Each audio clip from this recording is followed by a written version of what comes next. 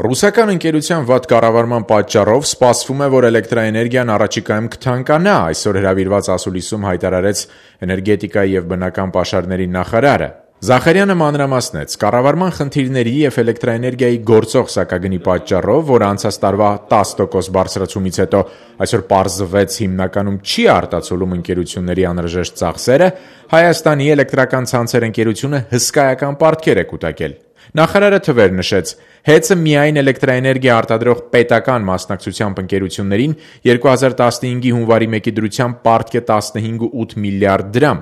Բացի այդ, ընկերության պարտավորությունը բանկերին գերազանցում է 220 միլիոն դոլարը։ Սակայն սա ամբողջը չէ։ Նախարարի խոսքից հայտնի դարձավ, որ էլեկտրաէներգիայի գործող սակագնի պայմաններում ընկերությունը չի կարողանա մարել իր պարտքերը։ Ընդ որում, վարկերի սպասարկման հիմնական ծախսերը առևտրային վարկերի մասին է խոսքը,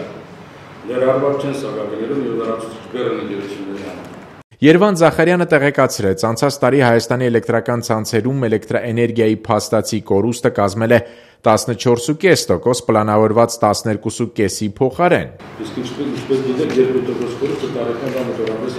5 միլիարդ դրամ։ 2006-ից Հայաստանի էլեկտրական ցանցերը պատկանում է ռուսաստանյան Ինտերրաոես ընկերությանը, որի բաժնետերերից է նաև ռուսական պետությունը, իդեմս Ռոսիմուշեստվո պետական գործակալության։ Քանի տարի է ընկերությունը նման ֆինանսական վնասներ կրում էլեկտրաէներգիայի կորուստների պատճառով և ինչ քայլեր է ձեռնարկում կորուստները նվազեցնելու ուղղությամբ, հետաքրքրվեցինք նախարարից։ Վերջին 6 տարիների ընթացքում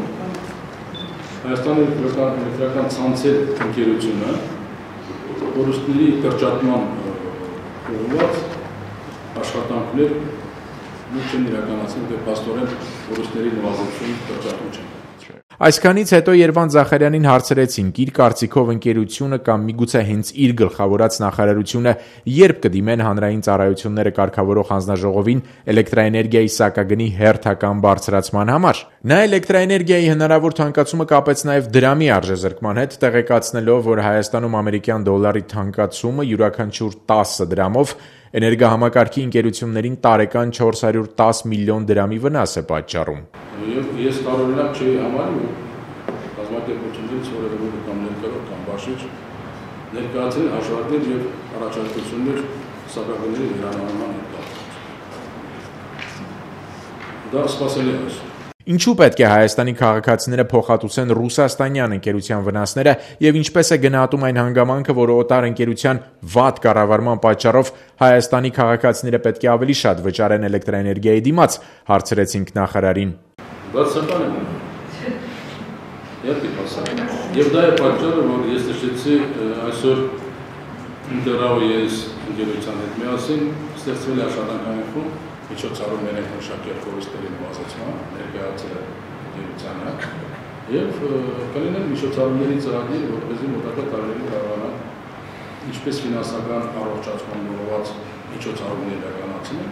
այնպես էլ առաջարկության կառավարման հետ կապված։ Այսինքն փոխվելու է ընկերությունը։ Ես չեմ կարող ասել, ընկերությունը մեզ չի ենթարկվում և դա մեր ընկերությունը չէ։